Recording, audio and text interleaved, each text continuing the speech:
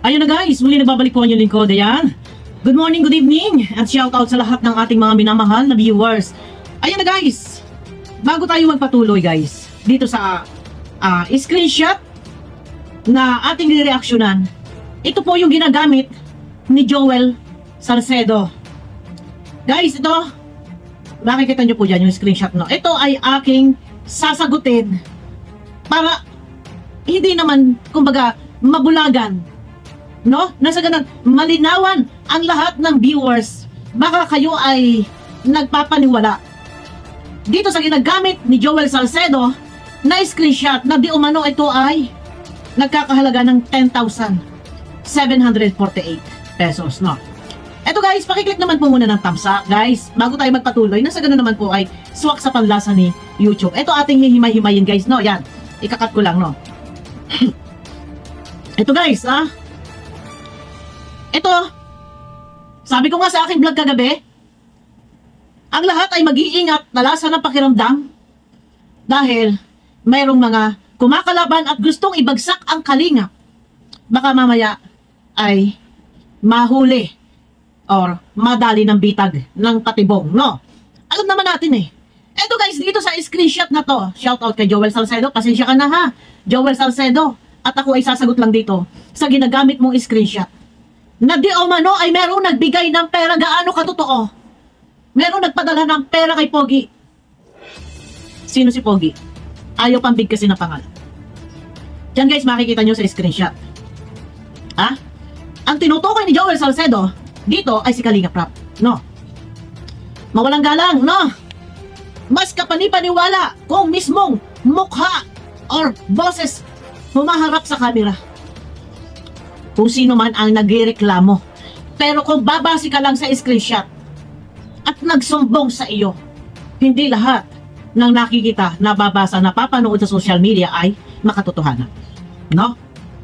Lagi po natin tatandaan. Eto guys, no? Pakiclick po muna ulit guys ng thumbs up. Nasa ganun po ay suwak sa panlasa ni YouTube. Dito, may nag-comment and may nagpasa ng screenshot. Ano ba itong screenshot na to? Ano ba itong comment na ito? Ay, ito yung ginagamit ni Joel Salcedo. Ang sabi dito, hindi ko alam kung comment or ano ito. Ang sabi dito, Kuya Joel, kumusta na po kayo? Ako po again, di pa po na ibabalik ni Mr. Pogi ang lahat na pera na, ang lahat na pera na namin, o lahat siguro ng pera na ipadala. Wait lang po ha. Kung sino ka man po na nag-comment at nagsusumbong kay Joel Salcedo, kung totoo or ano man itong comment na ito, bakit po kung meron kang inililihim or kung ano man, bakit hindi mo tahasan o rektang bigkasin ang pangalan ni Kalinga Prap or kung sino man? Bakit ang tawag mo ay Mr. Pogi? Oh, di ba? Oh, ang lahat na pera namin yan. Ang sa akin 10,748,000 pesos. At sa LBC ko pinadala noong February 21, 2024 sa kanyang name. At pick up niya ng February 28. At ang sabi, wala daw siyang natatanggap. At buti na lang, nagpunta ako sa LBC. At siya mismo ang kumuha at may sign niya. O, pumirma daw. Ano? No. Ano ang masasabi ninyo? Thank you, Kuya Joel. Yeah. Eto, sabi ko sa inyo, mas paniniwalaan, mas kapanipaniwala kung mismo, kung sino man itong nag-comment na ito, kung siya mismo yung lumalantad, nagsasalita, humaharap sa camera, at i-voice out niya kung ano yung totoo. Hindi tayo po pwedeng babasilaang sa screenshot na ito ay maaaring gawa-gawa, nagko-comment ang ibang kalaban na maaaring ito ay gawa-gawa lamang ng kalaban. Bakit ninyo itinatapik na walang mukha, walang pangalan? Mas kapanipaniwala kung siya mismo yung lalatad para magsalita. Ano to? Anong ibig sabihin nito? Ha?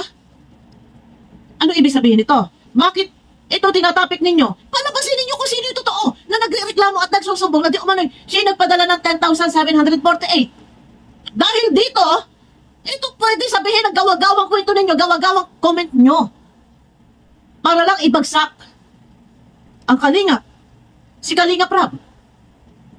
Sino maniniwala na ang isang comment section ay screenshot ninyo at gagawin ninyong topic, gaano yung katotoo?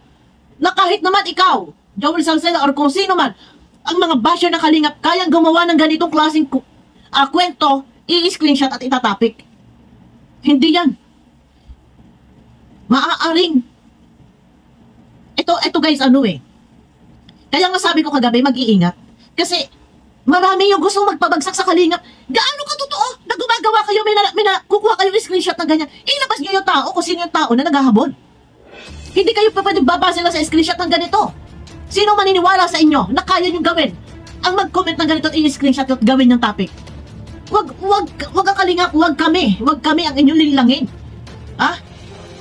Ito, ha? Pwede namin i-twist ito, ha? Na ito ay gawa-gawa ninyo. Takana ninyo, ha? For content, i-topic. Sasabihin na nagpadala ng pera. Kung totoo, kung sino ka mang nagreklamo ka, mas paniniwalaan ka. Kung ikaw mismo ay lalantad, hindi po pwedeng may nakita lang sa comment, in-screenshot at itinapik na. Gaano ka totoo? O gawa-gawa lang ninyo ang lahat ng ito para pabagsakin ng Kalingap. Di ba? Kaya nga sabi ko, mas maganda sana kagaya yung iba na gumagawa ng mga grupo-grupo, naglilikom ng pera. Para sa akin, mas maganda, i-stop yan para nasa ganun kasi baka mamaya may mga tao nagpapanggap di umano ay sponsor, magpapadarat di umano ng pera. Tapos bandang huli, ganito ang sistema, ganito yung gagawin. Ipambubutas sa Kalingap. Dito kay Joel Salcedo, ilabas mo yung babae. Na kung sino man, babae o lalaki, kung sino man, itong bakla na to, na nag-comment, nasasabi no, Kuya Joel, kumusta na po? Ako po again, di pa po naibalik ni Mr. Pogi ang lahat ng pera. Di ba?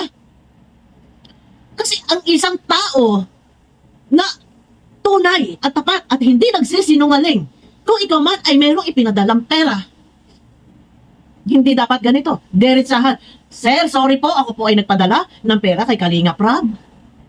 Hindi po, natanggap daw, di umano. Pero dito pangita-pangita na walang binibigkas na si Kalingap Rob. Tapos ngayon, doon sa topic mo, Joel Salcedo, gamit na gamit mo ang pangalang Kalingap Rob. Na-screenshot mo lang yung comment. Gaano ka totoo? Mas paniniwalaan kung siya mismo yung gumagawa dahil dito, pwede namin i-divert, pwede namin i-twist na ito ay gawa-gawang kwento para lang ninyo mabutasan ng Kalingap. Ilantad ninyo kung sino yung naghahabol ng pera. Siya mismo ang humarap. Siya mismo yung magsalita sa harap ng camera para mas kapani-paniwala. Di ba? Nasaan? Nasaan? Sino naghahabol? Screenshot? Screenshot? Itatapit ninyo? Pagdating sa husgado, kung halimbawa, maghaharap-harap sa korte, sino yung naghahabol? Meron ba kayong mailalabas? Hanggat maaga ilabas ninyo. Hindi kayo po pwedeng gagamit lang ng screenshot. At yan, ang linis ng mga strategy. Ha? Sa akin ako po again, di pa po naibalik ni Mr. Pogi ang lahat ng aking pinadala.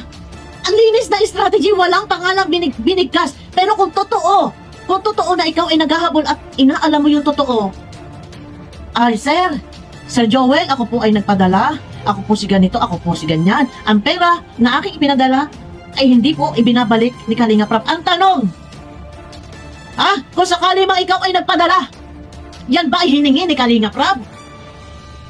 Di ba kayo yung kusang lumalapit sa Kalingap para magbigay ng tulong ng donation? Bakit ngayon? Itong screenshot na to, nagbabawi. Bakit? Hindi pa raw binabalik. Bakit?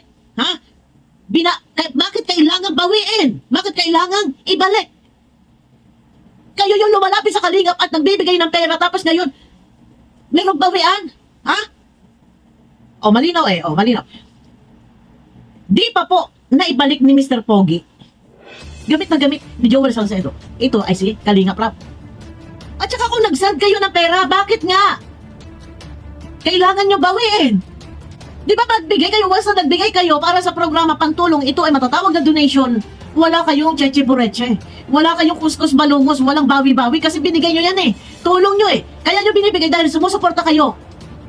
Sumusuporta kayo sa Kalingap. And kailan lang to? February lang. February lang. Bakit ngayon? February lang pinadala. Ito lang, mga nakaraan. Maaaring ito ay strategy ng kalaban na pinadadama or bitag Patibong. Ha? Nakalagay dito, pinadala noong February 21, 2024. Oh, sa kanyang pangalan at pick up niya na February. Teka muna. I-check ko muna kasi si Kalinga Prab may pinasang detail sa akin. Doon, GCash and bank, no? Ito, malalaman dito guys. Tsaka, ito kailan lang? February. February lang. Kung saan nagbigay ka, kung halimbawa nagbigay ka man. Ibig sabihin, malambot yung puso mo sa Kalingap. Gusto mo sumusuporta ka sa Kalingap. Tulong, pangtulong, o tulong mo yun sa Kalingap. Bakit?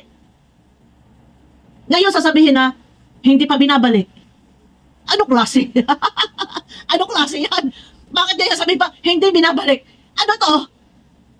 Mga ano nyo, patibong ninyo? Gawa-gawa ninyo? Aba, nakakamagtaka. Diba, Mr. Pogi pa ang tawag? Pero ang totoong tao, ha? Dapat, kung totoo, rektahan, sabihin ang pangalan. Hindi, may ma-screenshot lang kayo. Mas kapanipaniwala kung mismong yung naghahabol at naghireklamo ng pera na yan, siya yung umarap sa camera, magsalita. Hindi po pwedeng dadaan kayo dyan sa mga kumakalaban sa Kalingap. Maling-mali. Kung meron mang naniniwala sa mga taong ito, dapat, guys, mag-isip-isip kayo. Dahil asahan po natin na ang isang taong merong maitim na balak at kumakalaban, halimbawa sa Kalingap, kinakalaban, asahan po natin, wala tayong aanihing papuri sa kanya, bagkos na tayo, sa halip tayo purihin, hihilahin pa ibaba. Kaya, alam nyo na yan, gagawa ng paraan, nananawagan sa mga sponsor para doon magdadakdak para sa ikababagsak ng Kalingap. Lumantad sila.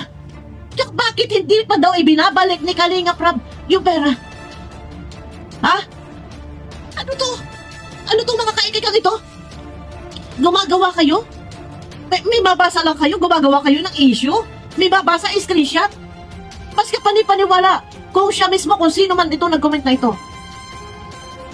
Kung siya mismo magbibideo at i-post ninyo sa social media, mas kapanipaniwala. Hindi yung gagawa kayo ng ganitong kwento para sa kasiraan.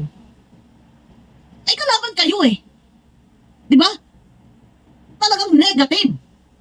Ang gagawin ninyo para sa Kalingap, ibabagsak ninyo, gagawa kayo kahit screenshot yan. Naglilikom kayo na kung ano-ano mga resibo, pero hindi ninyo alam kung anong katotohanan. Sana, kung gumagawa kayo ng mga ganitong screenshot at gumagamit kayo ng mga ganyang klase resibo, dapat sana, hindi kayo one-sided. Hindi lang kayo nakikinig kung sino man, kung ano man yung mga sumbong sa inyo or sa may mga screenshot ng ganyan. Dapat, kunin nyo muna yung side. Sa side ni Kalingap Prab kung ano ang totoo. Hindi yung harap-harapan, ramdam mo na talagang kala mo totoo. Pero, baka naman, ito'y gawa-gawa lang ninyo. Mas kapanipaniwala, sabi ko nga, kung lalabas, kung sino man ang totoong nagreklamo, maglabas ng pangalan. Kung sino yung totoong nagreklamo o meron man nagreklamo, lumantad. Hindi pwede ganito, tinatakpan pa ang mga pangalan, ang mga mukha, ang pangalan, ang ano, wala. Maaari ito'y gawa-gawa lang nila, guys. Gawa-gawa lang nila ito. Para lang meron silang may topic para sa kasisiraan ng Kalingap. Diba? Ay, natakpan ninyo. Wala pangalan. At saka, bakit? Sasabihin na, hindi pa po naibalik ni Mr. Pogi. Ang tao, kung ako, halimbawa kung ito may nagtotoo, halimbawa magko-comment ako or mag-chat sa'yo. Ha? Ganito lang yun eh. Magsusumbong ako sa iyo. Halimbawa, Joel Salcedo, magsusumbong ako sa iyo, sir. Ako pa rin po ito. Hindi pa rin po na ibabalik ni Kalinga Prab yung pong pinadala kong pera. Pero bakit dito? Hindi pa po na ibalik ni Mr. Pogi. Ano ito? Di ba? Hindi pa rin po na ibalik ni Mr. Pogi ang lahat ng pera namin. Di ba? Di ba? Ang tao, kung yan ito to, guys, screenshot ito sa comment or messenger. Pero tingin ko comment po ito, hindi po ito message sa, makikita nyo yan guys sa screen. Hindi po yan message sa messenger. Yan po ay sa comment section. And nakrap niya kung sino yung nag-send. Ay nako! Joker Salcedo, mas kapanipaniwala ko mismo yung nagreklamo. Magsalita. Lumagtad, lumabas. Hindi pa pwede tayong babase sa ganito na ito ay baka gawa-gawa nyo lang. Pagbutas sa kalingap. Sino ang pwedeng maniwala dito? Ha? Yung sinasabi nyo, yung kung may naghahabol diyan, na diyo man yung nagpadala, bank to bank. Humarap kayo! Kung kayo'y nagreklamo, humarap kayo, hindi pa pwedeng screenshot dito. Kasi kung sa korte, wala absuelto dahil wala kayong maipakita ang mukha kung sino ang nagreklamo. Hindi pa pwedeng ikaw lang kuda ka ng kuda dyan, dadak ka ng dadak na nililiko mo lang mga screenshot na kahit wala namang katotohanan at kahit sino'y pwedeng gawin yan. Kahit halimbawa ako, o kahit kayo, o sino man, pwede tayong gumawa-gawa ng mga comment para sa ikasisira ng isang tao. No? Gaano katotoo? Maaaring ito ay gawa-gawang kwento, walang katotohanan dahil, isipin nyo guys, basahin ninyo. Ang totoong taong naghahabol, walang keme-keme. Hindi sasabihin, hindi tatawagin Mr. Pogi, walang keme-keme, gawa-gawang kwento, baka nga, ikaw pa ang gumawa yan. O, di ba? O, yun lang. Wala, hindi. Sa lahat ng ating mga minamahal na viewers, no, hindi lahat ng nakikita at naririnig sa social media ay makatotohanan. Maaaring ang iba ay gawa-gawang kwento, lalo pat kung ang mga tao ay may galit sa kapwa, gagawa ng paraan para ito ay hilahin pa ibaba. Asahan nyo po na hindi tayo aanin ng papuri sa mga tao kumakalaban. No, di ba? Yun na guys, abangan nyo ako sa aking next video po. Bye-bye po.